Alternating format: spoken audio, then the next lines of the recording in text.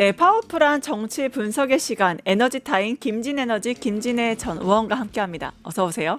네, 안녕하십니까. 네. 네, 잘 쉬었습니다. 네, 사흘. 주말 잘 네. 쉬셨어요? 네. 광복절 80년. 행사는 어떻게? 직접 참여는 못했는데, 네, 뭐, 보면서 즐겼고요. 네. 드론 쇼 너무 좋았고요. 아, 그 애국가 부르는 거 눈물 나더라고요. 그렇죠. 정말. 그래서 여러 가지로 의미가 깊었고요. 이상하게 80주년 끝나고 나니까, 80년 끝나고 나니까, 네, 날이 조금 이제 좀 괜찮은 것 같은 네, 저녁으로. 그렇죠. 구름도 아주 아름답고. 네, 맞습니다. 이때에 이 8월 중순에서 9월 초순 사이에 구름, 네. 하늘에 일어나는 구름 쇼가 네. 최고입니다. 꼭 아, 즐기십시오. 네, 여러분들 하늘 즐기시면서 같이 방송 들으시면 좋을 것 같습니다.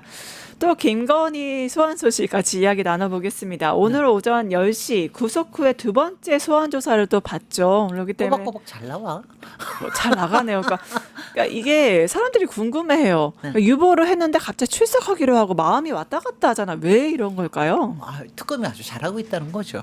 특검이 잘하고 있다. 아니 나온다잖아요. 서성빈이 아니라 그 누구 김혜성. 야, 김예성 구속. 네. 또 저기 전 뭐죠? 그 또 한 사람 그 문제 건진법사? 네. 건진법사 나온다 네. 그러죠. 그러니까 저기 뭐야 이거 PR 근데요 이것도 있는데 김건희는 네. 윤석열하고 좀 달라요. 어떻게 다를까? 귀찮은 스타일이 아니야. 아. 귀찮더라도 나가가지고 적극적으로 대응하는 스타일이에요. 윤석열보단 성실한 아니, 건가요? 아니 그러니까 성실한 게 아니라 굉장히 생존 본능이 센 거죠. 이거 지금 오늘 나와야 돼요. 네, 네. 거짓말 해야 되잖아 또. 거짓말 하기 넌 좀 위해서. 회피해야 되고 또 딴 거 뭐냐면 또 김건희가 굉장히 잘하는 거 중에 하나가 뭐냐면 슬쩍 말을 흘리는 거거든요. 외마디로. 그러니까 뭐. 앞으로 남편하고 살 수 있을지 모르겠다. 이런 말 괜히 흘리는 건데. 괜히 그렇게 흘린다는 흘리는 말씀은 거예요. 의도가 있다는. 그럼요. 어떤 의도가 있을까요? 아니 저는 궁극적인 건 다 뭐냐면은 이거는 첫 번째 네, 내가 한 일이 아니다. 내가 한 일이 아니다. 윤석열이 다 한 일이다. 이거는 뇌물은 절대로 아니다. 그러니까 뇌물죄로 거죠. 나머지는 알선 숫자는 조금 작으니까. 두 번째 밑에 애들이 알아서 한 거다. 내가 그렇게 저거 한 거 아니다. 자기네들 뭐 하려고 한 거다. 세 번째 이거는 조그만 스캔들, 네, 가십 네. 이런 거로 자꾸 부풀려 가지고 네. 해요. 그리고 네 번째 동정표. 나 우리 토리와 11마리의 강아지를 보살펴야 돼. 이게 또 어저께 나오더라고요. 이게 말이나 되는 얘기입니까 도대체? 나 토리 엄마. 그러니까 이런 거를 끊임없이 그 연출을 해내는 게 근데 이게 있잖아요. 정말 성실하고 네. 정말 부지런한 사람이다. 그러니까 이 자리까지 왔죠. 아무것도 없으면서 이 자리까지 온 게 그거 아니면 되겠습니까? 네. 그러니까 지금도 아마 속으로는 자기가 특검하고 대결한다라는 그런 생각을 갖고 있을 거예요.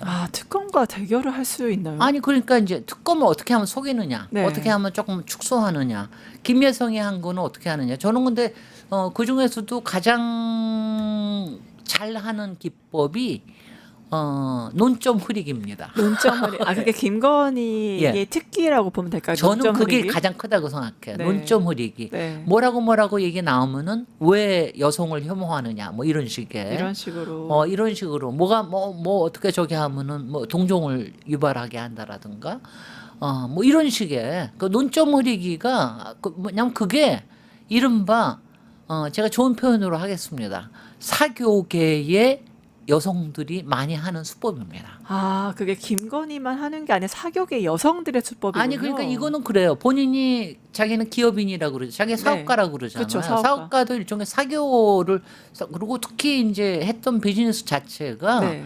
뭐 그 일종의 딜러 아니에요. 네, 그 전시회를 한다라든가 운운하는 그게 남의 명성을 빌려와서 네. 외국 유명한 화가들의 걸작들을 빌려와서 거기에 자기를 얹혀서 화장을 하는 일 아니에요. 네. 그러면 그거에 일종의 허영의 산업이란 말이죠. 이건 뭐 제가 미술은 굉장히 좋아합니다만 네. 허영의 산업에 일부 있다는 건 사실입니다. 네. 그러면 그 허영을 좋아하는 사람들의 부류는 부유층들 특히 가슴이 허한 사람들, 그 다음에는 이제 정치인들, 정치인도 있잖아요. 네. 그렇게 해가지고 뭐 멋있는 거 한번 찍고 이렇게 해가지고 맨날 하다 보니까 그런 사람들이 되게 그렇게 많이 하죠. 많이 봤어요. 제가 일하던 건축계도 약간의 사교계거든요. 그러니까 그런 종류의 사람들이 많습니다. 많이 봤어요. 그러면 말씀하신 대로 그 출석은 해요. 네. 그런데 계속 부인, 거짓말하거나 음흠. 아니면 진술 거부권을 전체적으로 사용은 안 하죠. 아마 진술 거부 일부라도 왜냐면 한다? 일부는 당연히 할 수 있습니다. 하나하나마다 다 할 수가 있으니까 네. 전체적으로 사용은 안 하는 게 왜냐하면 전체적으로 사용하면 오히려 이제 불리한 일이 있다고 생각을 하니까 그러고요. 도대체 한두 개를 해야지. 도대체 너무나 많기 때문에 앞으로도 쏟아질 거기 때문에 뭔가 대처를 안 하면은 네. 안 되는 그러고요. 저는 뭐 그렇게 하는데 이 사람은 대처를 안 하면은 못 견디는 스타일이야. 저는 그렇게 봅니다. 왜냐하면은 이제 윤석열 같은 경우는 네. 솔직히 검찰총장까지 올라갔으니까 오죽산전수전을 겪었습니까? 그쵸. 어떤 때는 거부하기도 하고 그리고 항상 갑의 입장에 있었잖아요. 그러니까 어떤 때는 그냥 누르고 이렇게 하면 다 되는 거로 아는데 솔직히 김건희는 꼭 그렇지만은 않았거든요. 항상 살아남기 위해서 여러 가지 수단과 수법과 뭐 기법과 기략을 다 써야 되는 사람이기 때문에 네. 지금도 그렇다고 봅니다. 수단과 방법을 가리지 않고 살아온 그 둘의 환경 차이가 있다 이렇게 보시는 거네요. 있습니다. 네. 특히 지금 그 집사 김예성 얘기가 나왔습니다. 구속된 집사 김예성, 건진법사 전성배가 오늘 김건희와 같은 시간에 이제 조사를 받게 되거든요. 앞서 조사에서 김예성이 했던 발언 같이 보시겠습니다.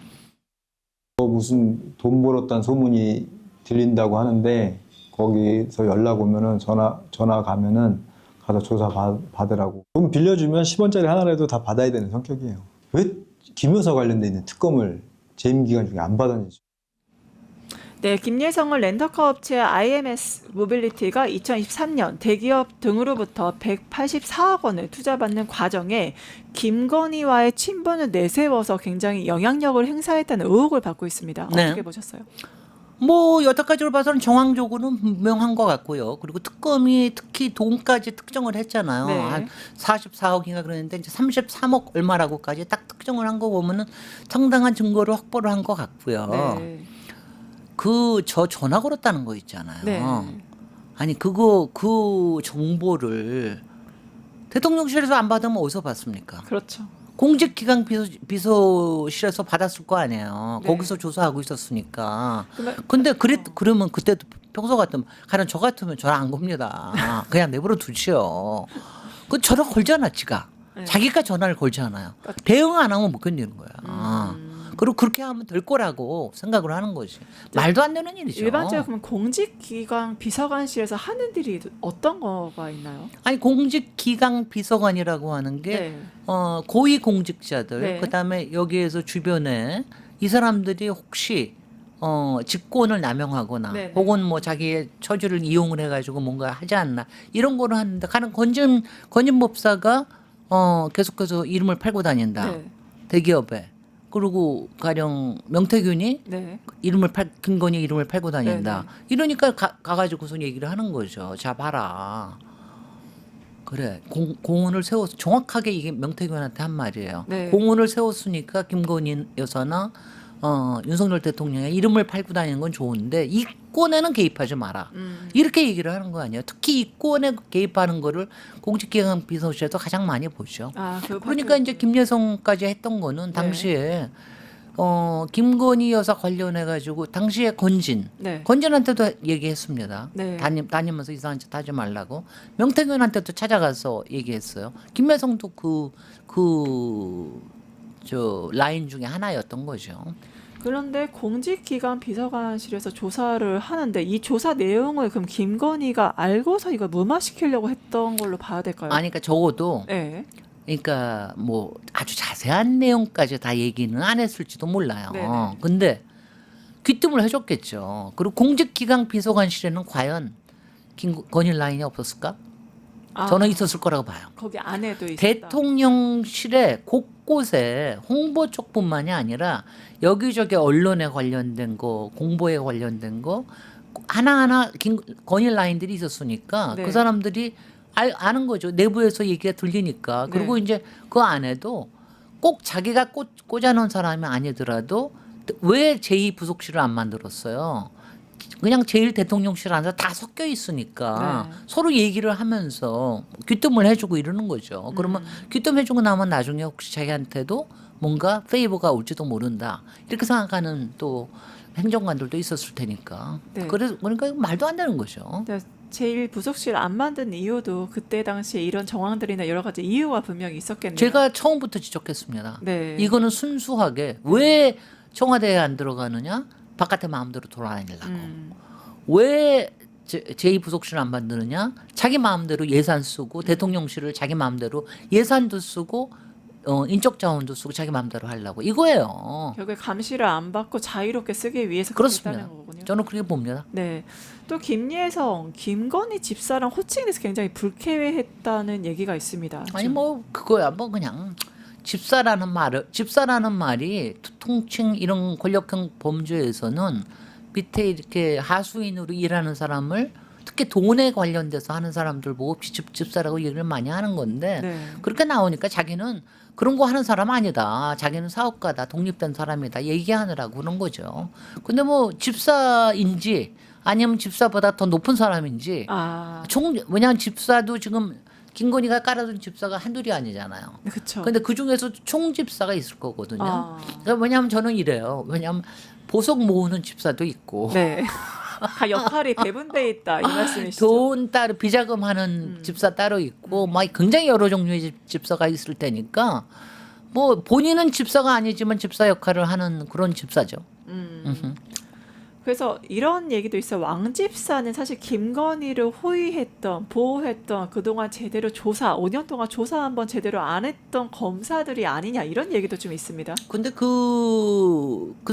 이제 그거는 이제 말하자면은 저 사법으로의 보호를 위한 근데 그걸 갖고 집사라고 표현을 할 수는 없고 저는 사실은 총 집사는요 저는 이상하게 김충식이 생각이 나요. 아, 김충식 왜 어디서 그렇게 느끼셨어요? 왜냐하면 이제 그 어머님하고의 관계가 있지 않습니까? 네네. 그다음에 통일교하고의 관련해서도 김충식 저기 했는데 왜 옛날에 마피아 조직에 보면 네. 그러니까 뭐 대기업들하고 똑같아요. 엄청난 변호인단을 쓰는데 그 중에 총 집사가 있습니다. 네. 그게 누구냐면 컨실리에리라고 하는 사람이죠. 그런 사람이 분명히 있는데 그 김충식이라는 사람이 그런 역할을 꽤 하지 않았나 하는 생각이 좀 들고 네. 뭐 그렇지 않을 수도 있습니다. 뭐 지금 이거 보니까 김주현도 쓴 것 같고 또 어떻게 보면은 또 경호 당시에 경호처장은 차장. 아니고 그때는 뭐였죠? 차장인가 차장. 그랬죠. 경호 네. 차장 네. 뭐 김성훈을 쓴 것 같기도 네, 하고 네. 여러 종류의 이걸 쓴 것 같아요. 그러니까 뭐 모든 사람을 그건 집사라는 표현을 쓴 것도 아니고 모든 게 니네들은 나를 숭배하고 나를 보호하기 위해서 존재하는 거야.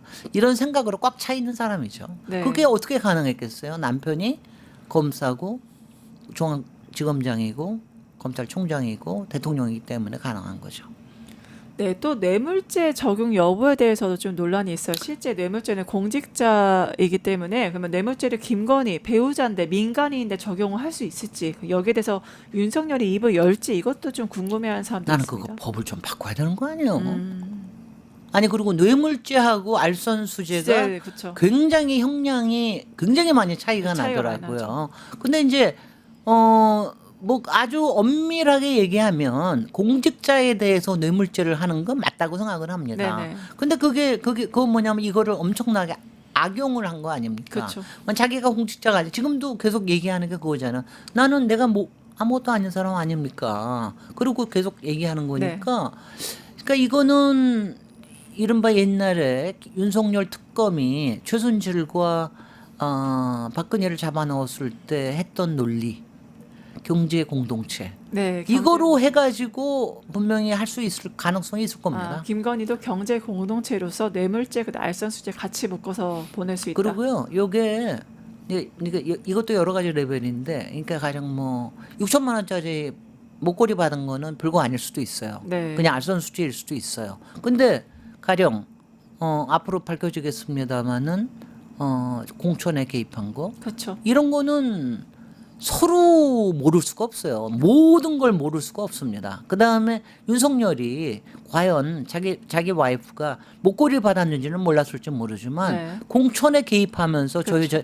저 여자가 맨입으로 하고 있을까? 이 생각은 절대로 안 했을걸요. 결국엔 대가성이 있다고 보시는군요. 그럼요. 네. 그리고 그거를 윤석열이 몰랐으리라고 생각하는 건 굉장히 이상하다고 봅니다. 네, 결국에는 어떠한 청탁이 있었고 그냥 대가성이 있느냐에 따라서 뇌물죄가 성립되기 때문에 그 네. 특검이 어떻게 조사하는지 봐야 될 것 같습니다. 근데 이 가운데 윤석열 측 변호인이 윤석열이 실명 위기다, 이거 너무한 거 아니냐 이렇게 항의를 해요. 좀 어떻게 보셨어요? 저도 실명 위기예요. 저도 당뇨약 먹고 있어요. 10여 년째. 그 제가 당뇨 처음에 하면서 의사 선생님은 막 겁을 줘요. 아, 겁을 줍니다. 이거 만약 잘 관리를 안 하면은 뭐가 되고 그 중에서 제일 저기 한 게 말초 무슨 뭐 발을 자를 수도 있습니다. 말초 그러니까 신경, 정말 예. 뭐가 이제 혈관이 뭐가 잘못돼서 네. 할 수도 있어요. 그 제일 무서운 게 두 개. 그거하고 당뇨성 망막 질환. 네. 요거 두 개가 그래서 혹시 눈에 뭐가 생기면은 빨리 오십시오 이렇게 얘기하는데 그 전에 자기 당뇨 체크를 해야 되는 거죠. 그쵸. 그거에 따라 약도 조절할 수 있는 거고 혹시 제가 네. 윤석열한테 제가 10년 동안 제가 여러 가지 해봤기 때문에 네. 아는데 혹시 윤석열이 그 인슐린 주사 맞나요? 당뇨 안 조절하니까- 맞을걸요? 네, 아마 지금 네. 왜냐하면 굉장히 이게 만약 당뇨가 정말 체크가 안 되잖아요. 그러면 인슐린 주사를 맞아야 돼요. 그렇죠, 맞아요. 그리고 그래야 되는데 거기까지 갔다는 얘기 못 들었거든요. 네, 제가 맞습니다. 약으로 이거 한다라는 건 아직도 컨트롤 가능하다는 얘기예요. 그렇죠. 그러니까 이런 컨트롤 가능하는 동안에 뭐 실명이 된다. 그래서 제가 혹시 녹내장인가? 녹내장 아니래요.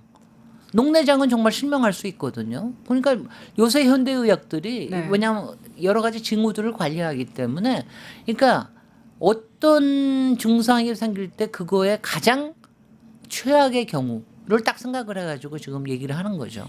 부동시로 뭐 군대 면제를 받았는데 그 관련은 없을 것 같고 아무래도 의사에겐 설명 의무가 있기 때문에 그 설명 의무로 모든 가능성을 설명한 단계에서 그거를 딱 꺼집어낸 게 그렇죠. 아닌가. 예. 그러니까 지금 뭐 얘기하는 게 당뇨성하고 그다음에 간 수치 아닙니까? 네, 그렇죠. 그 두 개 다 뭐 음주는 아주 치명적이죠. 그러니까 네. 아마 그 안에서 음주 안 하고 그러면은 사실은 당뇨 같은 경우는 그 특히 구치소에서 나오는 음식들 이런 것들을 꾸준하게 저기를 하면은 오히려 조절이 잘 될 겁니다. 네. 저는 그렇게 봐요. 네, 송영길 전 대표도 오히려 당뇨가 있었는데 네. 본인 구치소에 있는 동안에 당뇨가 더 좋아졌다. 그럼요. 수치가 상당히 좋아집니다. 네, 정기적으로 약을 받고 이제 네. 식사도 뭐 건강식이라 좋았다 이런 말을 했는데 좀 더 지켜봐야 될 것 같습니다. 네.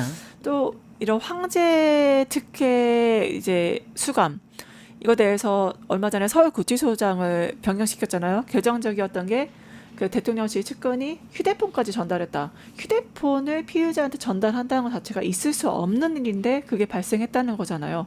이러한 윤석열 특혜 논란이 김건희한테도 좀 적용이 될까요?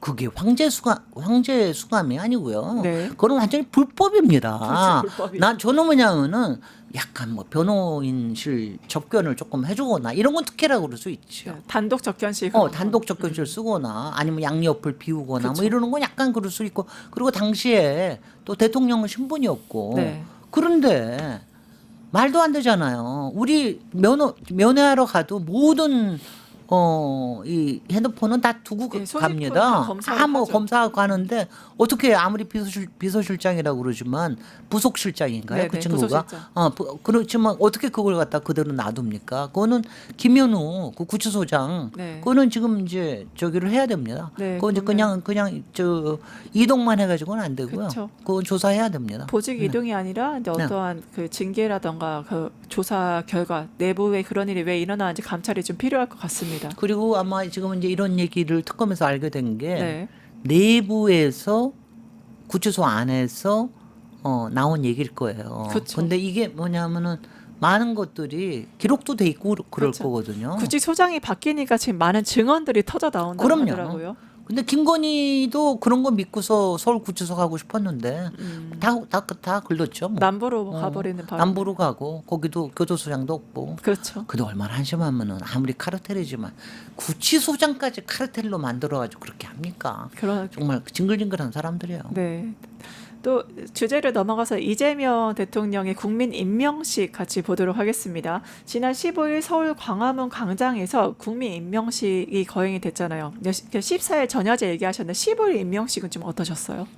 전야제도 좋고 뭐 저 솔직히 임명식은 굉장히 간소하더군요.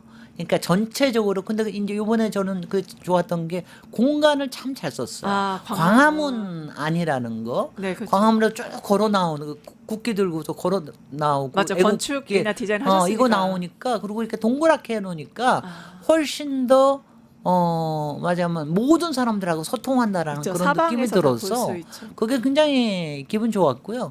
그 편지 읽는 모습도 굉장히 좋았고요. 그래서 아마 뭐 그런 거 안 하셔도 열심히 하실 것 같지만 국민들한테 임명받았으니까 더 열심히 하시겠지요? 공무원들은 죽었다.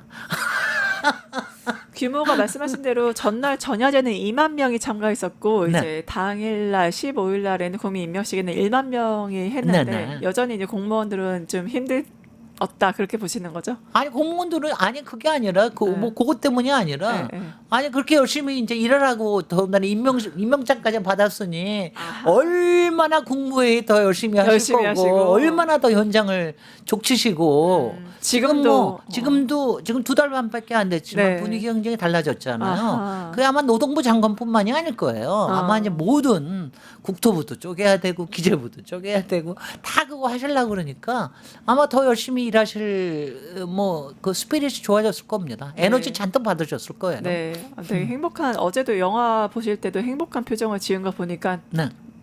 가득 충전하신 게 아닌가 싶은데 또 이 사면 문제 조국 전 대표랑 윤미향 전 의원 사면 때문에 국민의힘이 이 취임식에도 참가를 안 했어요. 아 빌미를 준 거죠. 아, 비밀을 줬다. 아니 이거는요. 제가 저거 하면은 정말 그거는 저는 이렇게 생각했습니다. 안 가고 싶으면 미치겠는데 완전히 울고 싶은데 뺨 쳐준 격이다. 왜냐하면 변명이 너무 좋은 거거든요. 네. 그래서 저는 그거 각오하고 했을 거라고 생각합니다. 그리고 아. 솔직히 국민의힘이나 뭐 개혁신당이나 정말 안 가고 싶었을 거거든요. 거기에 왜 자기네들 가면 들러리 써준다고 생각을 할 텐데 그런데 아주 핑계가 아주 좋은 거죠. 그리고 아마 그거는 저는 이해할 만합니다. 핑계 충분히 할 만하고 첫 번째 그거.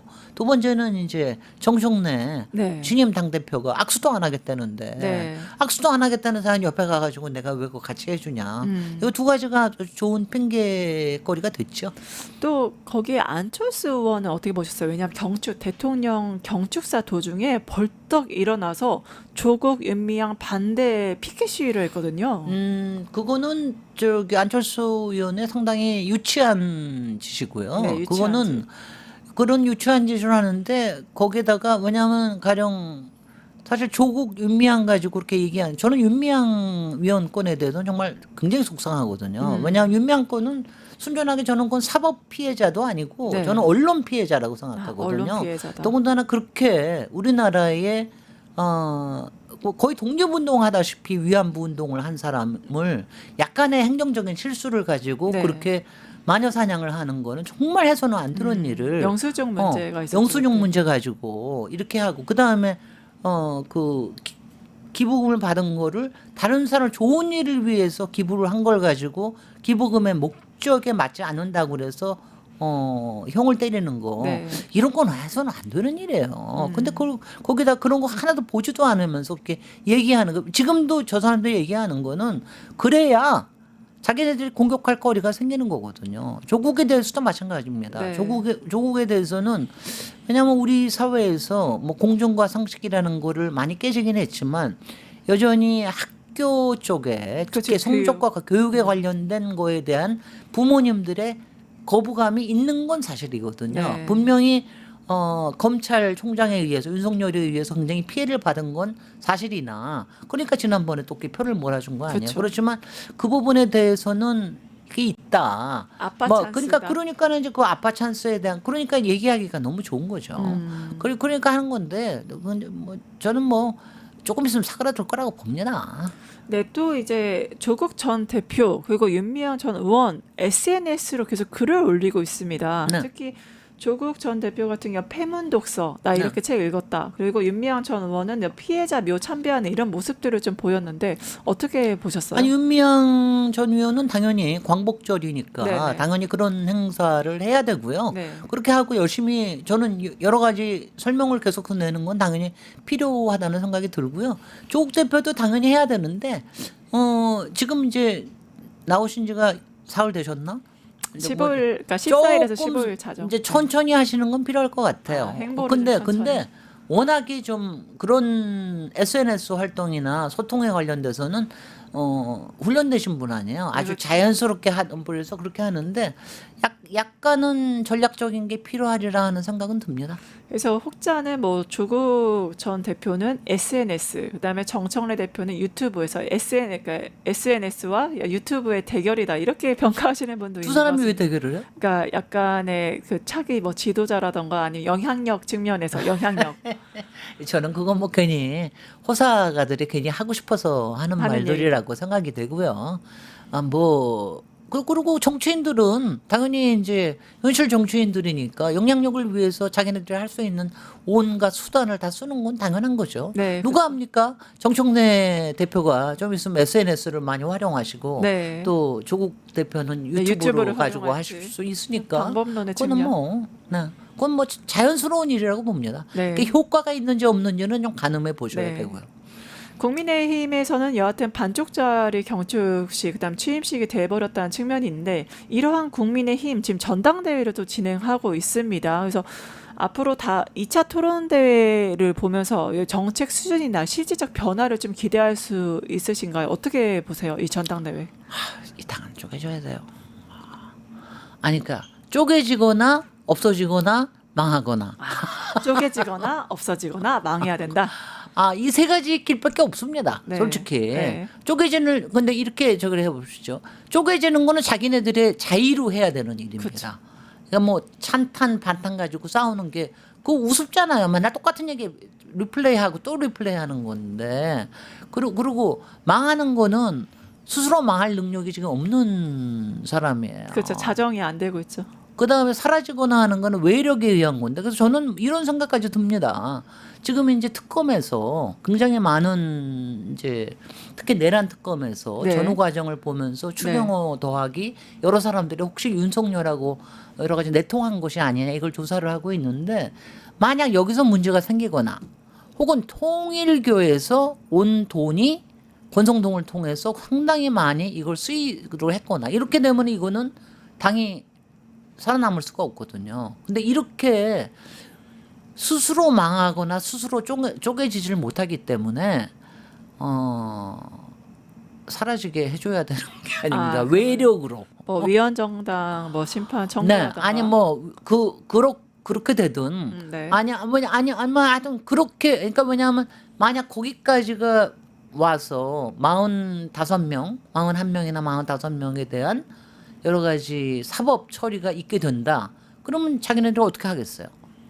어떻게 할 수가 없잖아요. 네, 그렇죠. 그러니까 뭔가를 따져봐야 될 테니까 그런 외력이 있어야 된다. 있지 외력이 않으면 있어야 안 움직여요. 왜냐하면은 지금도 싸우는 이유가 이걸 뭐 이혼 싸움이라고 얘기하는 저는 이혼 싸움이 아니라 유산 다툼이라고 생각하거든요. 유산 다툼. 어떤 유산이 있나 국민의힘에? 아니요, 지금 뭐 돈 있잖아요. 한 800억인가 900억인가 있다고 그러잖아요.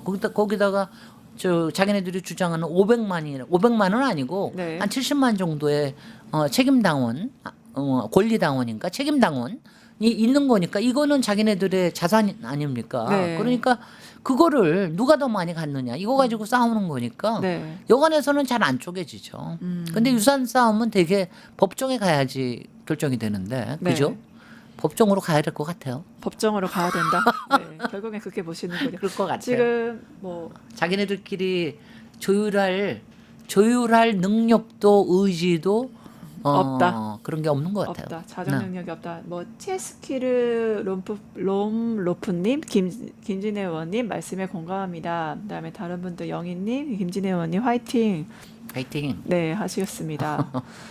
그 전당대회를 계속 얘기하고 있는데 전한길 씨가 김문수 후보 면전에서 장동혁 후보 지지를 선언했거든요. 이 그 기승 전한길 이 바로 국민의힘 전당대회다 보는데 어떻게 보세요? 저는 제가 최근에 캐대원학에 빠진 다음부터 캐대원 빠진부터 저그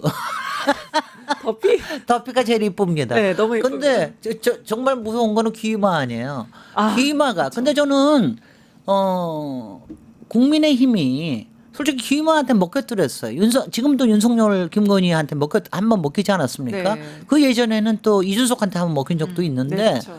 근데 지금 이거 뭐 그동안 정광훈이는 제가 조금은 악령이었어요. 네. 근데 이번에 전환길이는 완전히 내가 먹겠다. 거의 귀마다. 국힘을 먹겠다고 먹겠다. 얘기하는 거거든요. 그렇죠. 그 수단으로. 네. 그리고 특히 전환길이 장동혁을 고른 거는 저는 이렇게 봅니다. 김문수가 지금 쌍전의 싸움이에요. 김문수는 전광훈 쪽 아닙니까? 네. 그러니까 그쪽을 가고 나는 새로운 그 하수인을 택해 가지고 하겠다. 뭐 저는 그 뜻으로 봅니다. 근데 이제 그게 왜 그러냐 하면은요.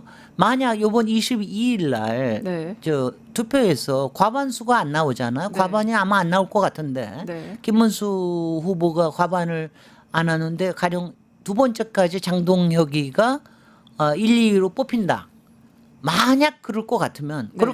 그럴 가능성도 있습니다. 그럴 것 같으면은 결선 투표를 하지 않겠어요? 그럼 결선 투표에서는 전환길이 이길 수도 있습니다. 제가 결선. 장동혁이 아니라 전환길이라고 그러잖아요. 전환길이 이길 수도 있는 거예요. 둘이 같이 가니까. 그러니까 그렇게 지금 자기는 베팅을 하는 거죠.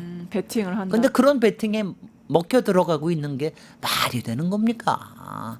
저는 정말 그 국민의힘의 그 당원들이 책임 당원들이 이래서는 안 되겠다는 생각이 있으면은 그러면은 좀 다르게 찍을 것 같은데 어떻게 될지 모르겠어요.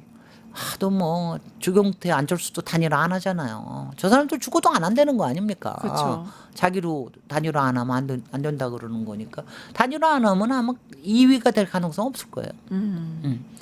결국에 여야가 또 8월에 이제 국회가 열리는데 제2차 필리버스터가 열린다고 합니다. 사실 필리버스터랑 소수 의견을 존중하기 위한 것으로 만들어진 제도인데 이거를 또 국힘이 남발한다. 이건 좀 어떻게 보세요? 아니 뭐 하고 싶은 대로 하라고 내버려 두세요. 그냥 내버려 둘까요? 아니요, 지난번에 방송법 3개 중에 하나밖에 못 했잖아요. 네. 그러니까 나머지 2개 하고 그다음에 노란봉투법하고 성법하고 네. 이렇게 4가지가 남아 있는데 네. 하나하나 다 필리버스터 한다는 거 아니에요. 그러니까 그거는 시간을 네. 좀 느리는 거 외에는 별 의미가 없는 건데 그런 과정을 통해서 저쪽에서는 계속해서 지금 이런 거예요.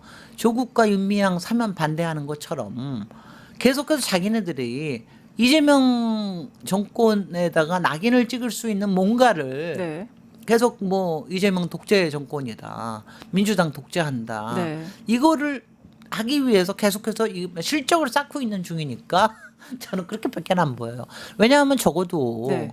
아니 그러면 필리버스터 하면 나와가지고 열심히 해야 될 거 아니에요. 그렇죠. 열심히 했는데 지난 필리버스터 1차 방송법 가지고 했을 때 제일 열심히 한 사람이 누굽니까? 신의원이었죠. 신동욱 의원. 신동욱 의원뿐만이 아니죠. 저기 중에 민주당의 노 의원 그 갑자기 성함이 생각이 노정면 의원이 네. 7시간인가 했잖아요. 네, 네. 저런 거면서 좀 저거는 필리버스터 하는 저쪽에다가 좀 시간을 줘야지. 근데 저쪽에서는 논리가 없으니까 말할 게 없는 거 아니에요. 그렇죠. 근데 이쪽에서는 또박또박 논리를 할 수 있는 게 있으니까. 그러니까 필리버스터 하려고 그러면 좀 잘하든지.